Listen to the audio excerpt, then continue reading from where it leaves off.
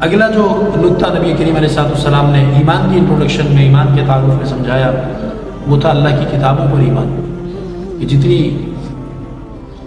اللہ رب العزت کی کتابیں جو نبیوں اور جو رسولوں پر اللہ نے نازل کی ہیں وہ برحق ہیں، اور فرمایا کہ تم آخرت پر ایمان رکھو۔ کتابوں پر ایمان کے بارے میں یہ بات بھی ذہن میں رہے کہ ہمیں اجمالی طور پر تمام کتابوں کو برحق ماننا ہے۔ تورات، زبور، انجیل، صحیفے مختلف انبیاء کے، وہ سب برحق تھے، بس ان میں کیا ڈیٹیلز تھی، کیا باتیں ان میں لکھی ہوئی تھی،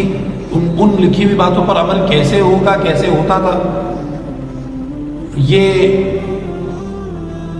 ہمارے لیے نہ تو ضروری ہے اور نہ ہی فائدہ مند ہے۔ ہم اس پر بس اتنا ایمان رکھیں گے کہ جو جو کتابیں اللہ نے نازل فرمائی ساری کی ساری برحق تھی، سچ تھی۔ اس سے زیادہ تفصیل میں ہم جانا ہمارے لیے بالکل بے فائدہ ہے، اس لیے کہ عمل ہم نے قرآن کریم پر کرنا ہے، ہم پر فرض ہے کہ ہم قرآن کریم پر عمل کریں۔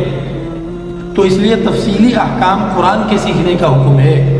اور باقی کتابوں پر بس اتنا ایمان رکھنا ہے کہ جس نبی پر جو کتاب، جو صحیفہ اللہ نے اتارا وہ برحق اور سچ تھا، وہ صحیفہ اور وہ کتاب درست سچ تھی۔ جن کتابوں کے نام ہمیں بتائے گئے ہیں قرآن پاک میں، وہ تورات، زبور اور انجیل، 3 کتابیں، تو ان کو نام کے ساتھ ہم سچ مانیں گے، اور باقی ہم یہ کہیں گے جتنے نبیوں پر جو بھی اترا وہ سچ تھا۔ اس کی ڈیٹیل ڈھونڈنا، اس کو اسٹڈی کرنا جا کر، یہ بے فائدہ بھی ہے، اور نبی پاک علیہ السلام کی سنت سے معلوم ہوتا ہے کہ آپ صلی اللہ علیہ وسلم نے اس کو ناپسند بھی فرمایا ہے۔